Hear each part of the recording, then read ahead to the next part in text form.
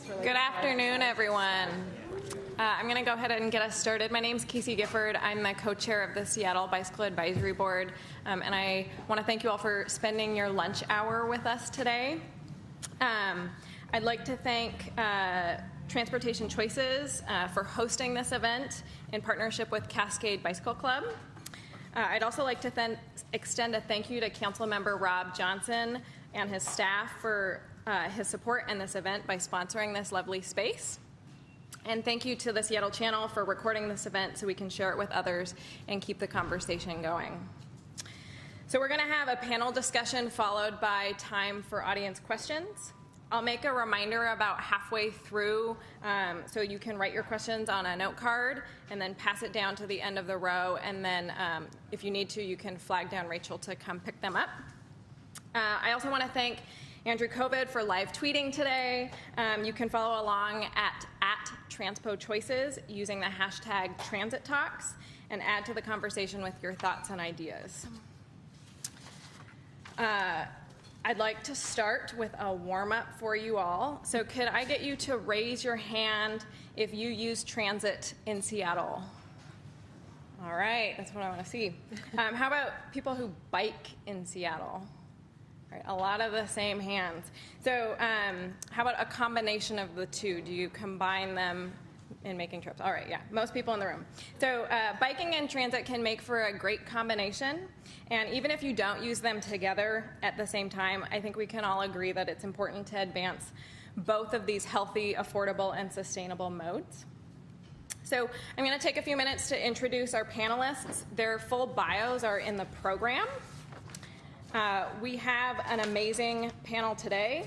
I actually don't have their bios, so I will not be introducing them. I'm going to have each of them say just a couple words about themselves. Starting with Dawn. Okay.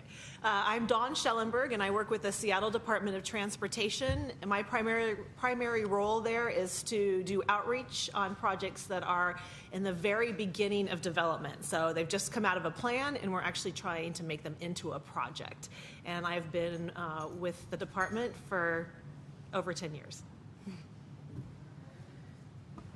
I'm Emily Paine. I'm, as you can see here, a Metro Transit operator. I have two jobs. My other job, I'm a part owner of a tour company down in Pioneer Square called Beneath the Streets. We do walking tours.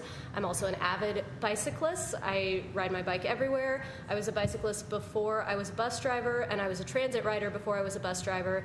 And doing those things together helped me to go farther and to grow as a user of both of those modes. That's awesome. My name is Gabriel Scheer, and I'm with LimeBike. And unlike your 10 years, I've been with LimeBike almost the whole time we've been around, which is 15 months, I think I've been with it.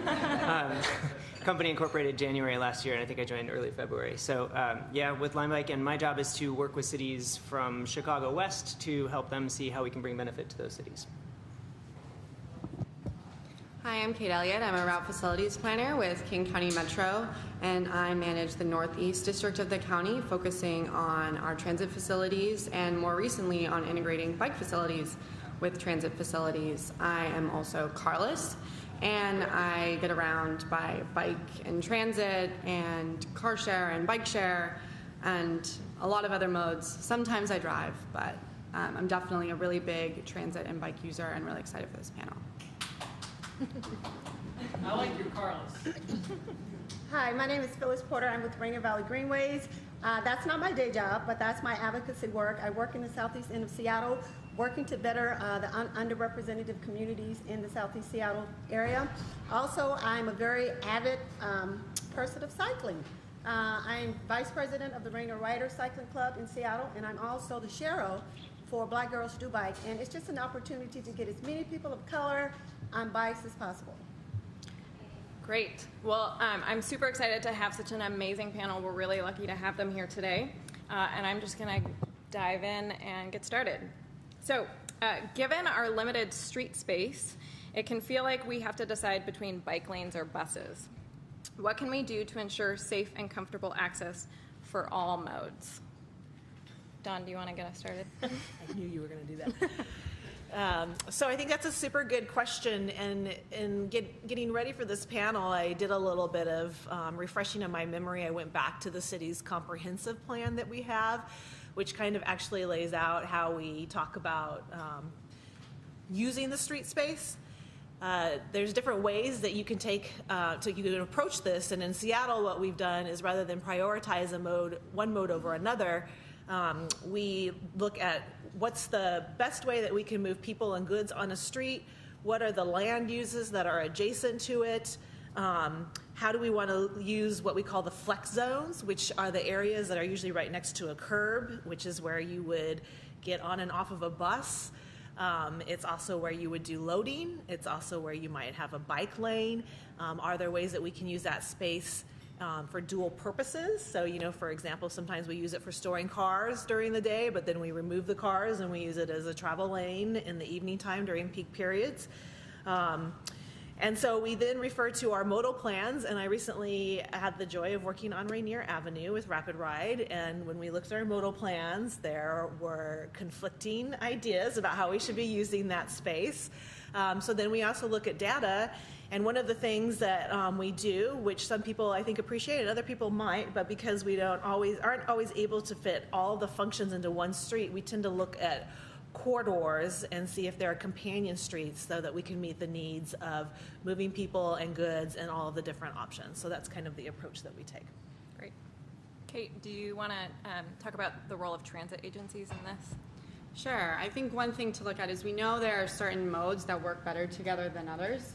So for example, if you're a cyclist and you're sharing the street with fast-moving traffic, you may not feel very safe doing that. And we know that that type of shared facility can actually prevent some people from wanting to bike around the city. But one thing that we do know is that, at some point we have every transit rider gets off the bus, every bike rider gets off their bike. So we're looking into ways that we can sort of integrate our bus stops and our bike facilities so that those two things can coexist. Because typically where we see those conflict spaces is, not necessarily bike lane versus bus lane, but when the bus needs to pull over and pick and drop off passengers, right? Because that's when they could potentially cross into the bike lane, or we see kind of this leapfrogging effect that might happen, and we want to try and prevent that as much as possible. So some ways that we can kind of integrate those things, and you see them already a lot in our city, or on Dexter, where we have the transit islands. We have a few facilities where there's raised cycle tracks with a bus stop in between the roadway and the bike lane, so you can see that on Yesler. And we're looking into more ways where we can actually integrate the facilities in even less space. Because, the reality is a lot of corridors that are great for transit are also great for people biking because they're flatter streets, the pavement quality is better, and they're on destinations. And, everybody wants to have a convenient access to their destination. And so if you put them, sometimes that Greenway will make sense if it's, a block over. But if it's 5 blocks over, how do we get them to that main corridor where, they want to go grocery shopping, they want to pick up their supplies. So we're starting to experiment with a lot more things, and I think this summer you'll actually get to see some of those new facilities on the street. Do you want to describe what some of those yeah. elements are? So most people in this room probably understand like the transit island concept.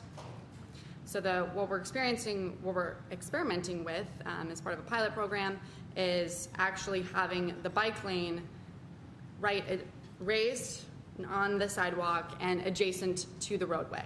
So do you know what a bus bulb is? Does everybody know what a bus bulb is? Okay, so bus bulb is a bumping out of the curb so that buses can stop in lane as opposed to having to shift into the parking lane. So think a bus bulb, but it's a bike lane. So there would be a roadway, raised bike lane, and then people waiting to board the bus would then cross the bike lane to get on the bus. So while you do have people crossing the bike lane, you don't have the bus crossing the bike lane. So, this is kind of considered a pilot program because it does introduce the opportunity for, if there's a really fast-moving cyclist, somebody running to get on the bus, we could have that potential conflict space, but it eliminates the conflict of bikes in the roadway and buses trying to cross into the bike lane. So That will happen on Northeast 65th, likely this fall, at a few bus stops. Great. And this is something that Metro's doing in partnership with the Seattle Department of Transportation. And we've kind of worked together on developing this design. And it's used in Vancouver, BC, I believe, right? Yeah, so it's used, I think Toronto is sort of the main case study, but a lot of cities across the US are doing this because we're all faced with the same challenges of trying to fit more in the right-of-way, and we're trying to redesign our streets for people in more sustainable modes as opposed to just fast-moving traffic. Do others on the panel want to chime in on this question, or should we move on? All right. So combining biking and transit can make for the fastest, easiest, best option for getting around and can really expand the mobility options available to travelers. What are new features, infrastructure, programming, or policies that you'd like to see brought to a region to make this combination a more seamless experience? Emily, do you want to start? Sure. There are a few things that would make it more seamless.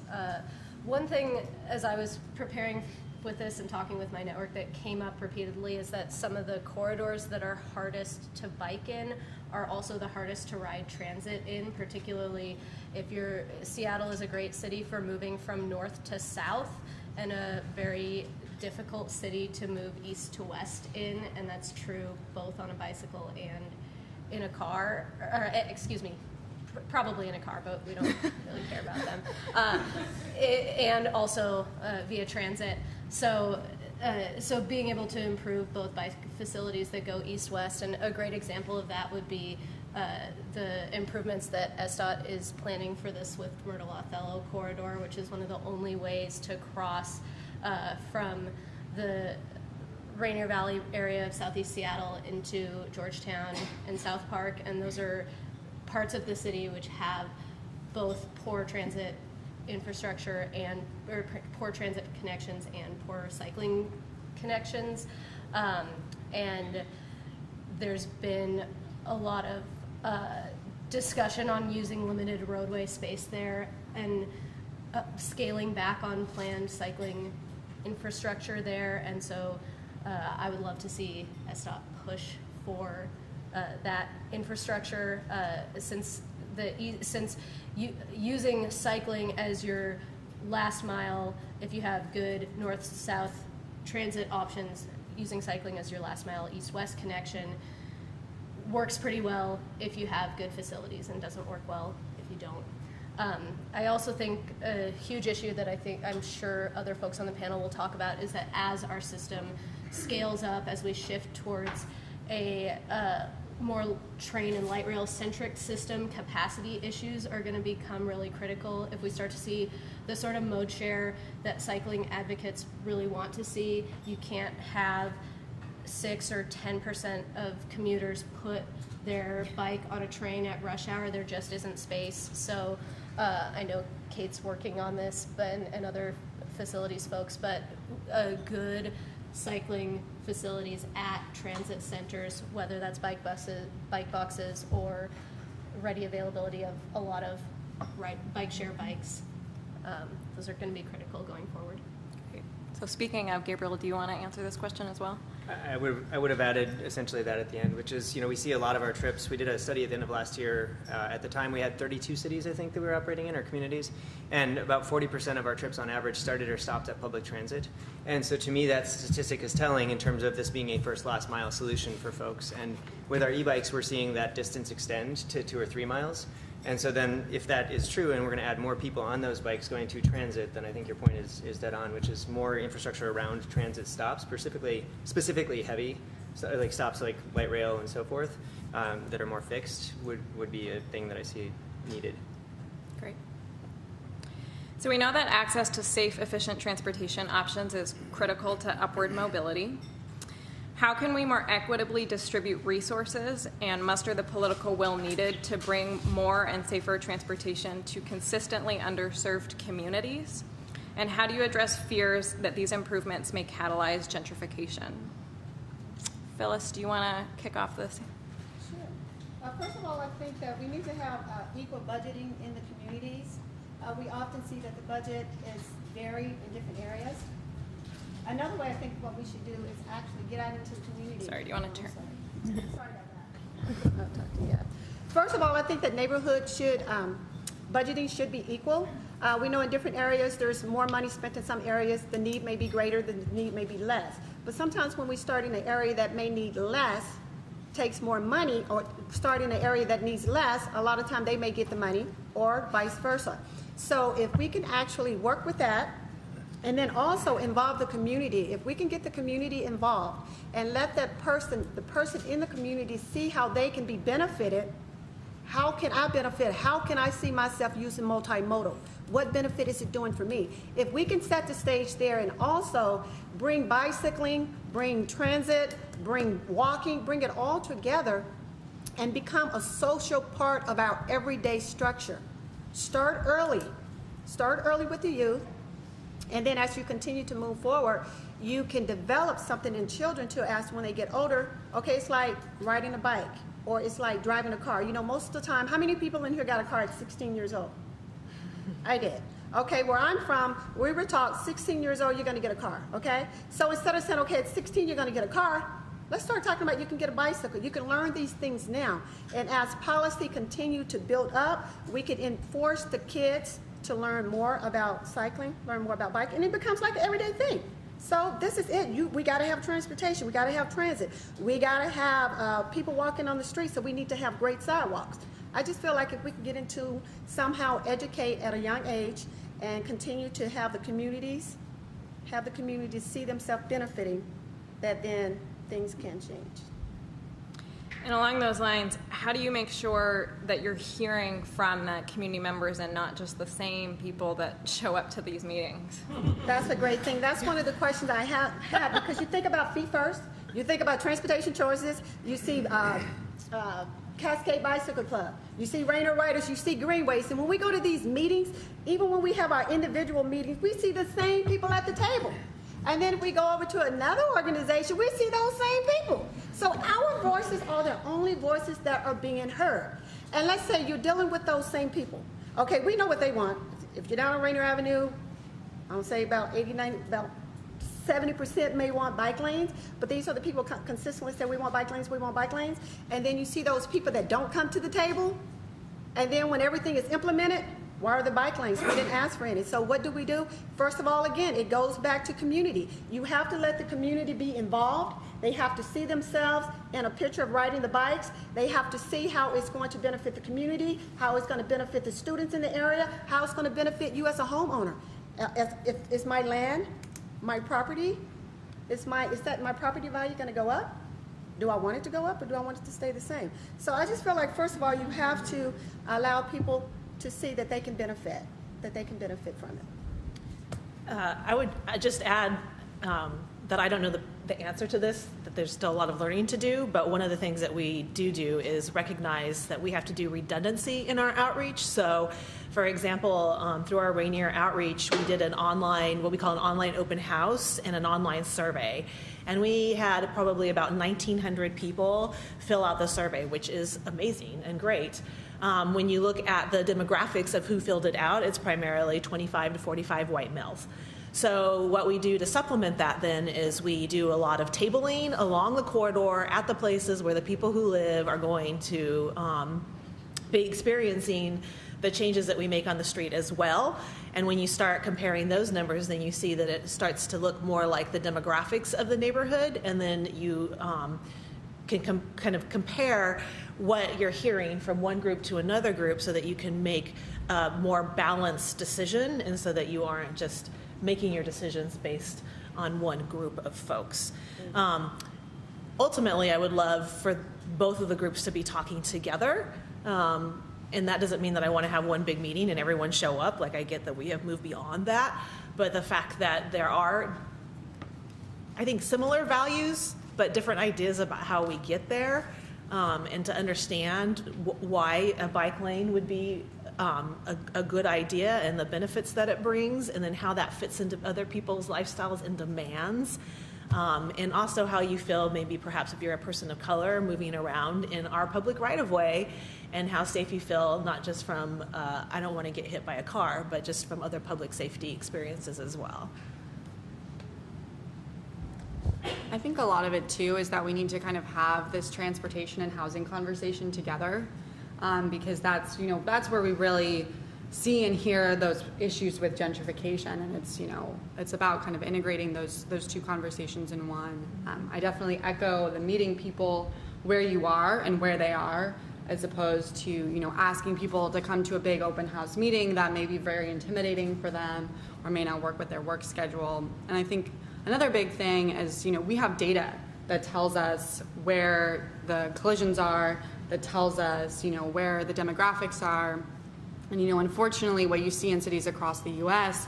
is that a lot of the most dangerous intersections and most dangerous streets are in communities of color. They're in communities with minorities. So I think on Metro, that's one thing we're really looking at, and looking to how we can prioritize making our bus stops safer, making and integrating these facilities in a better way, providing secure bike parking, and doing that in communities that we know maybe haven't seen the same resources as others to date.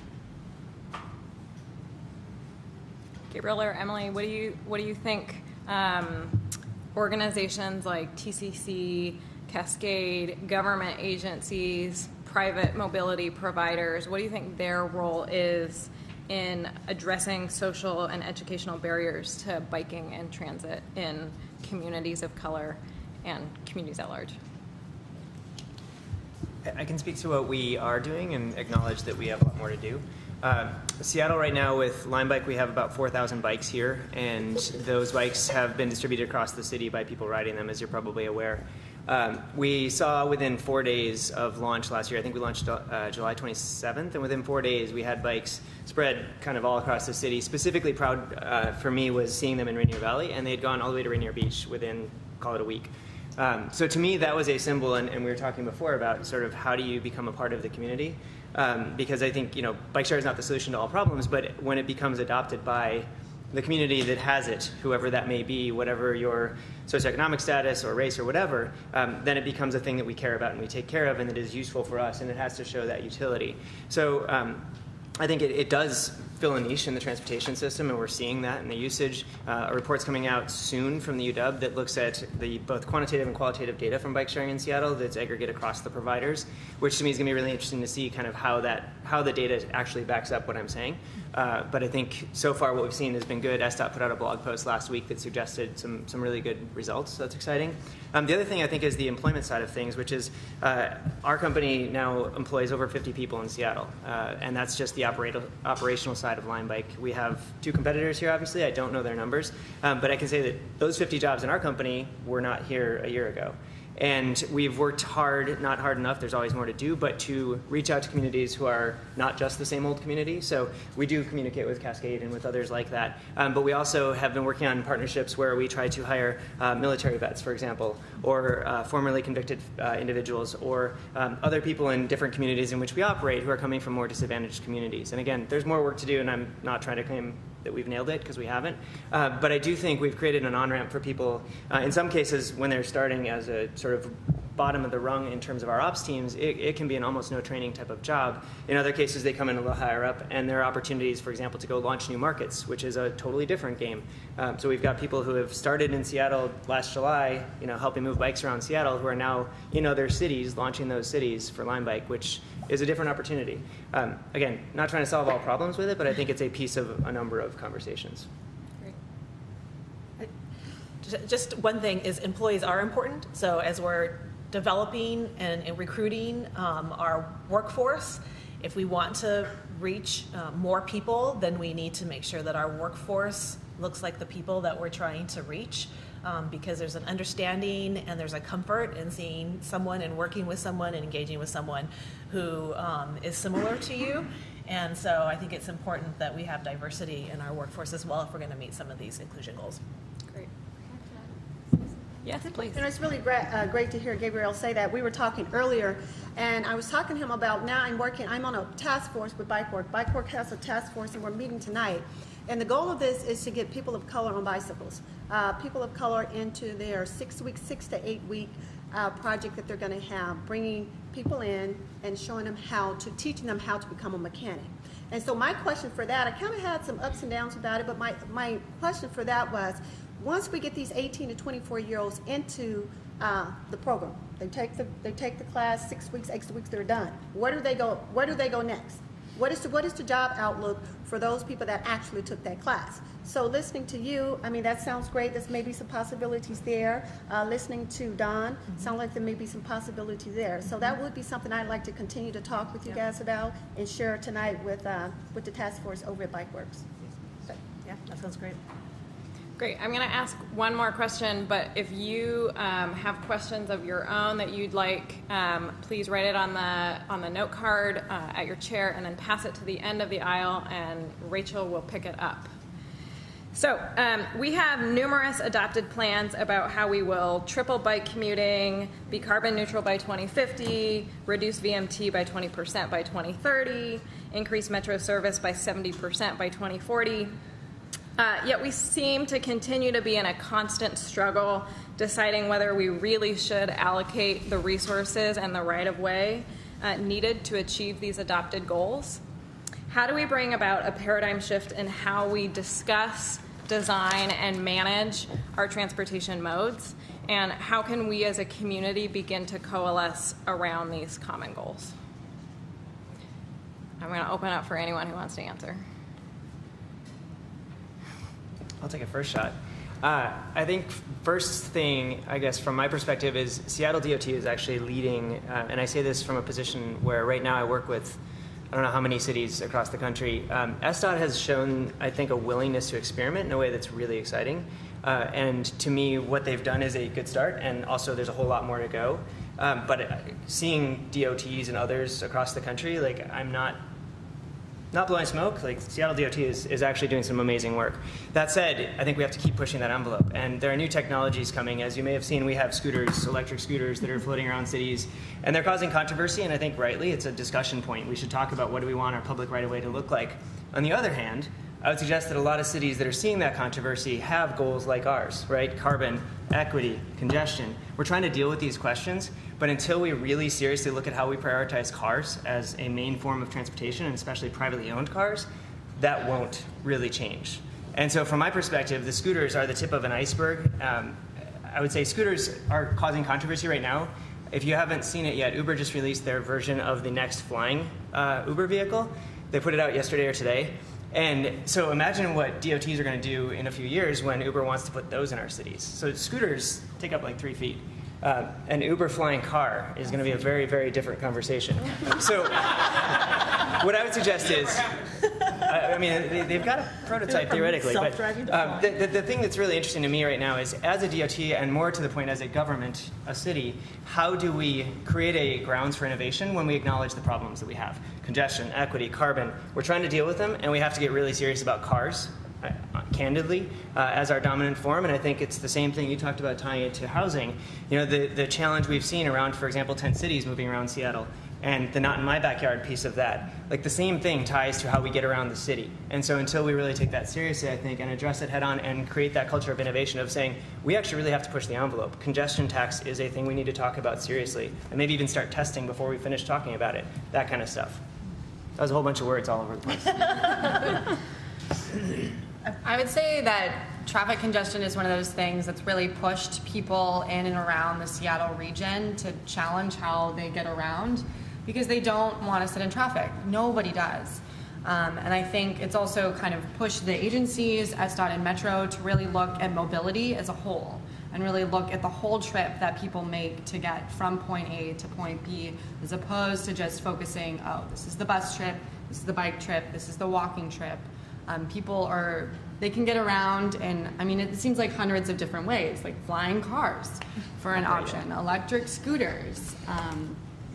So, you really need to consider that, people want to get around in these new, innovative, and interesting ways, and that's only going to keep happening. So, not to speak totally out of turn, but SDOT has a new mobility playbook, which is another really great resource that, they're thinking outside the box on how to incorporate these new types of transportation network companies, Uber, Lyft, and really looking even beyond that, as to how we start planning for, autonomous vehicles, And Metro also has a new innovative mobility services group, which Casey's a part of. And so, we're also challenging ourselves to really look outside the box and consider how people get from point A to point B, and try and encourage and give people the options to not drive alone, right? Because the reality is, and some of the reasons that things like congestion pricing or tolling gets shut down is because you have people that were forced to leave an area and they have to drive far to get in. And now, those people who are disadvantaged and can't afford it, they end up having to pay for that price. So, that's one of the reasons things like that get shut down. But if we can give those folks who are in these, outlying communities, maybe they can take, let's say, a reduced fare Uber or something to a park and ride, and from there they can get on a reliable and quick bus ride to get into the city, or maybe they can get on Link or whatever it is. Maybe that changes the conversation a little bit. Maybe that allows them to do something that they previously couldn't do, and then rethink, okay, maybe this congestion pricing thing can work for me. Because right now, congestion pricing is really the only proven way to reduce traffic congestion. I think I would build on that a little bit and talk about, too, how we can use successful projects, and maybe we need to think a little bit more about how we evaluate our projects once they've been in and use that data to tell our story. But if you think about things like light rail, I know there's some people here from Sound Transit. They build a line and it goes through Southeast Seattle, it hooks into downtown, and then they open up another portion, it goes up to Husky Stadium, and ridership goes crazy. ST3 comes out, people vote for it, right? Like, they see the success, they know this is giving them a true option, and they want to be a part of it. The Westlake protected bike lane opens up, amazing, we now want it to connect, and we want a basic bike network that will take us into downtown. So, that starts to build demand. Like, we have this great facility, let's link it up to somewhere. From my perspective, I can ride down Greenwood bike lane to Fremont bike lane across the bridge, and I can either go Dexter or, Westlake protected bike lane, and then I've got to figure out how I'm going to get in the rest of the way. So I think that learning how to build on these successes, to talk to people and show them that, look, when we make the change, it may change how you're moving around, even if you choose not to ride the bike or to take the bus in that bus lane. Or you may need to think about parking off-site instead of on the street. But it's worth it, and here's why. So I feel like the pilots and the success stories are part of the story, too, of changing that story. Great. So I would say, I'm going to paraphrase, I can't remember who, that the paradigm shift is here, it's just not evenly distributed yet, that there are a lot of people, and they're sitting here in this room, who have completely embraced a multimodal life. I think most of the city's medium to long range planning embrace multimodal, and that's because 1,000 people a week are moving to Seattle, and it may slow down if we start taxing corporations on their employees, but it's not going to slow down enough to change the fact that there is not enough room on the streets for everybody to drive a car by themselves to all of the places that they want to go. Now, a big problem is that, depending on what numbers you look at, 50 to 60% of the neighborhoods in the city are still zoned for single-family housing, and for people living in those neighborhoods, you don't live in a place with the density to necessitate transit going to all the places that you want to go, but more and more people are moving in there, and not everybody is going to be able to park a car for free in front of their house on city-owned right-of-way, and public-owned right-of-way. Excuse me. We just manage it.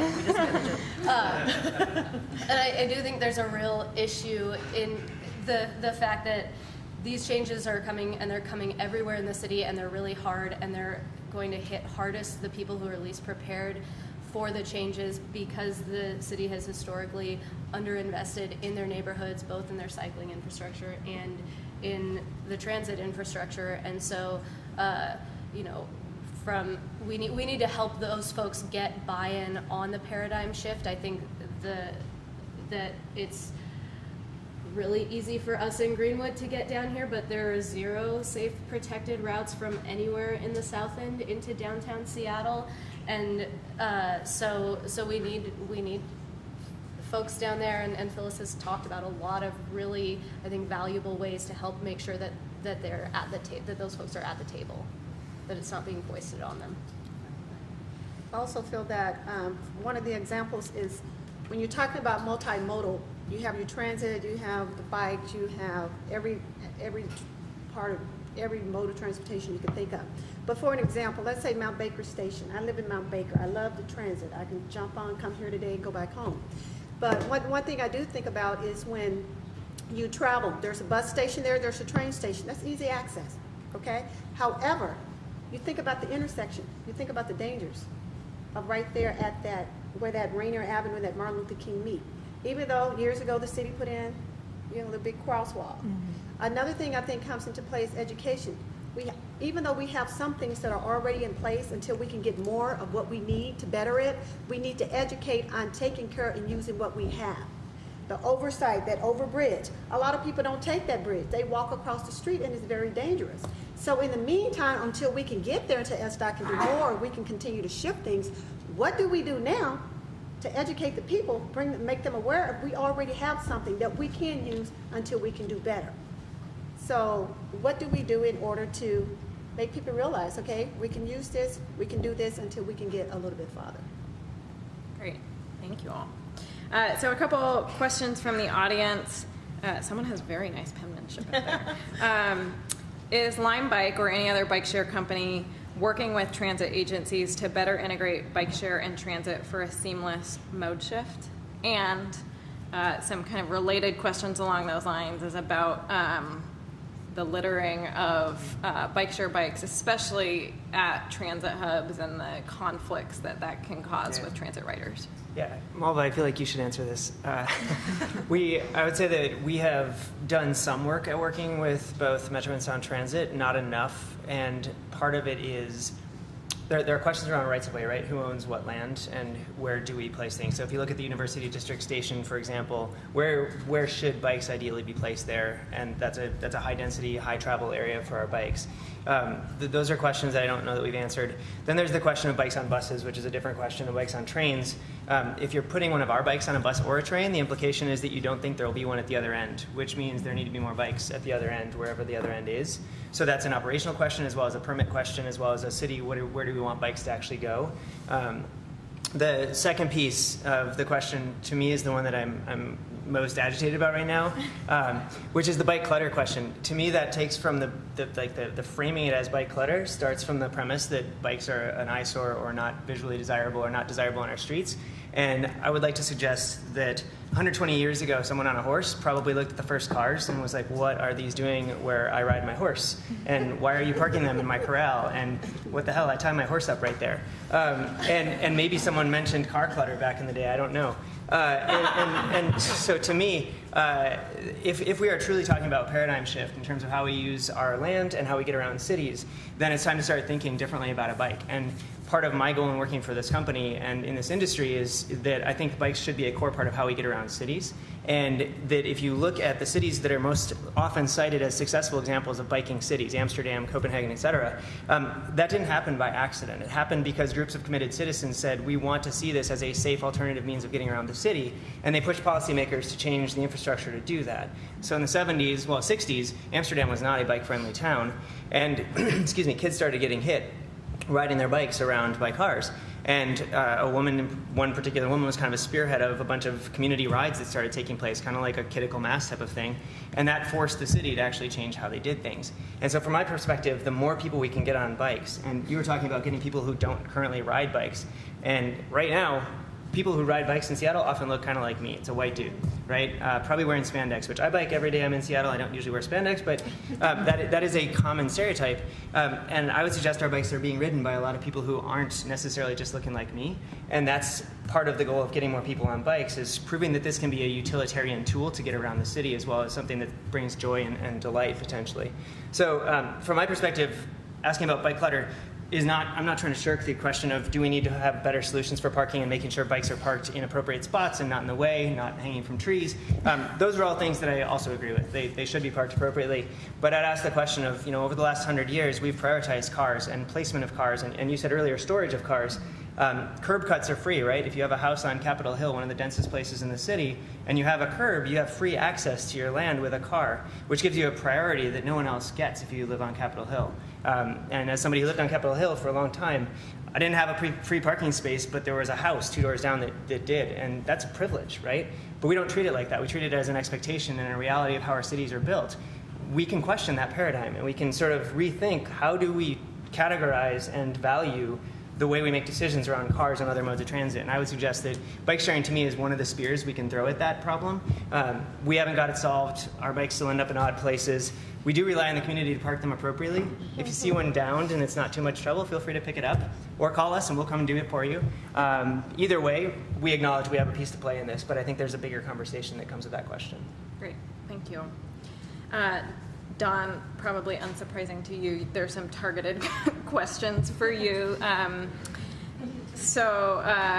gotta go. I'm going to try and put these as nicely as I can. What do you say to bicyclists who are angry that the city isn't keeping its promise regarding new bike lanes in Seattle? And will the city ever consider prioritizing bikes in transit over cars? I think there's a general sense that the city is pitting bike and transit interests against one another. First, I guess I would say that I hear your frustration. I've worked on the Center City Bike Network for a long time, and I would like to see it in as well. At least a spine. That's what I look for, right? I want a spine. I also know that it's a very complicated discussion, and that that everyone in our city pays taxes, and we have to listen to everyone, and we have to make some tough decisions sometimes that don't always that might make folks feel like we're pitting things against each other. I actually think we've made great strides. I feel like I have a lot of gray hairs as a result of bike projects. So I worked on the Roosevelt bike lane that went in when we repaved on Roosevelt from 65th to the U Bridge, and that was a very challenging project. I worked on the West Seattle, or Westlake protected bike lane that took almost 2 years to get in, and believe you me that the folks that work on that piece of property did not want it to be there. I think it works well and it functions well for everyone that needs to use that space, but it's tough. We have a bike lane now that goes all the way from Seattle Center to Pioneer Square and downtown. I got to work on the first pilot piece that we put in there. I was out at Admiral Way where we just wanted to restripe the road to make it like a little bit safer and slow it down out there by Alki. And it took us 2 years to do that as well. I know. So I look at what Rapid Ride's doing on East Lake. I look at the compromise that we were able to come through on Del Ridge with Rapid Ride. We're in the process of working on it in Rainier. So we're getting ready. We have an interim bike lane on Dearborn that we're getting ready to make permanent with our paving project. So I would just encourage you to still continue to have faith in us. While I know that it's not always working as rapidly and as connected as you want, people are really trying hard to get these facilities in, and so take it all with a grain of salt. So, like I said, I have empathy, and I would like it to be a little bit faster and different. But I also think that we're working really hard to create a bike network out there. So, can I piggyback on that? We talked about before how there's a lot of these plans that have specific goals that are pretty ambitious, but you clearly just stated that we also there's the reality that there are voters that are appear to not be on board with those established goals. How do you move our city towards achieving these goals that have been adopted by council in the midst of backlash? Well, I mean, hopefully everyone can continue to come to the table. I think we've seen over the last week or so some kind of really interesting dynamics of what's happening in public meetings with people talking over each other, not wanting to engage and listen. people being escorted out of events. So hopefully people can take a step back and understand that everyone is allowed to have a place at the table. We all need to be talking to each other. Whenever I do a project, I try and bring back to folks, if we haven't done something, why we haven't done it, how things can be phased in, how we're not precluding change, how we've tried to balance what we're hearing from everyone. And if people come to the table and they genuinely are talking about their interests and don't always have to have the end result be what they imagined, are they getting what they needed versus what they wanted, then I think we can continue to have these dialogues. I do recognize that we work in a political environment and people will lose their positions if enough of their constituency doesn't think that they're advocating appropriately for them. So everyone has a role to play in this, and talking to your neighbor and being empathetic and understanding that everyone needs to move. Like, that's why transportation is such a hot topic. Everyone uses our transportation system in one way or another, and we all have different ways that we would prefer to use it, and we all have established our habits, and it's hard to change.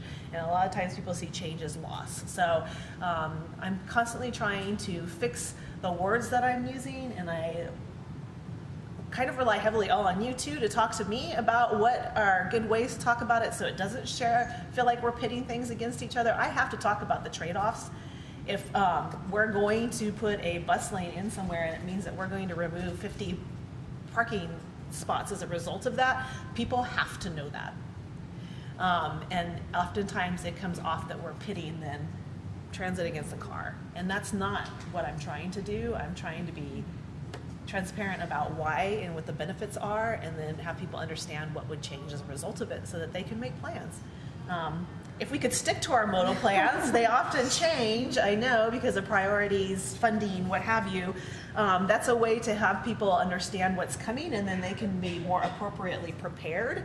So if you were going to rent a shop space, perhaps, and you knew that this space in the next 4 years was going to be considered for a protected bike lane, that would help you make a decision. This will be the best spot for me because I am selling saddlebags for bikes, or this is not the best spot for me because I'm going to be replacing glass in automobiles. So like helping people be able to make those decisions instead of catching them off guard, I think can go a long way as well. Great, thank you. All right, I'm going to do one final question, and anyone who wants to chime in can chime in. Women and parents are key indicators of successful mode splits. What are you doing to help them specifically? Do you mind repeating the end of that, Sure. please? So it's essentially, what are you doing to help women and parents in particular? Within the multimodal area? I assume so, yeah. Okay. Quite a few things. So where do I start? But I do want to say I'm chair of Black Girls Do Bike. And this is a group that got together in the eastern part of the country, and I decided to bring it to Seattle. So got in touch with the people on the East Coast and asked if we could bring it to Seattle. So last year we started, it was really slow.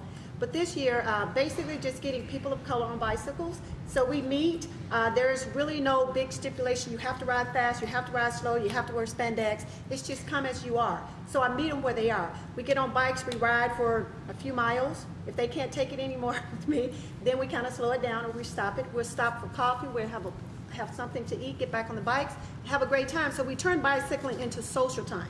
And then another thing, if you have daughters, with the group, if you have a daughter, let's have a daughter day. You bring your daughter out, we can actually ride together. And then as far as kids, I want to take it up just a little bit higher than kids, if that's okay. I also work with post-incarcerated men and women. And I have a lot of students that are in class and they've just previously been released from prison, or some have been out for maybe 2 or 3 years, 2 months, 2 days. They come to class, and I heard the story from one guy. He said, I walk here every day, 7.5 miles. Every day here and every day home. He didn't have a car. And so I talked to him about bicycling. They call me the bicycle girl now. And so I talked to him about bicycling, and I asked him, I said, what if we can get you some bicycles? How would you feel? So I opened it up to the entire class. And it was like 7 students in that class out of a small class of 16 wanted bicycles. So I reached out to our community bike works, and I told them the things that were going on. I had these individuals just previously got out of prison. They need a way to get back and forth. They're trying to go to work, they're trying to go to school, they're trying to better themselves. So Bike Work brought in 6 bicycles.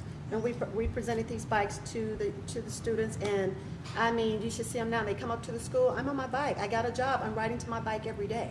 So worked on safe routes to school, but I don't want to keep going on and going on and going on. But there's so many things that can be done, and I enjoy making sure that people that don't have a way to go, that they can actually get a bike and move forward. I'm going to end us on that inspirational note. So thank you all so much for being here and joining the conversation. There are a ton of events happening this month. It's Bike Month and next month. So please stop by the information table on your way out. And if you could all please help me in giving a round of applause for this amazing panel.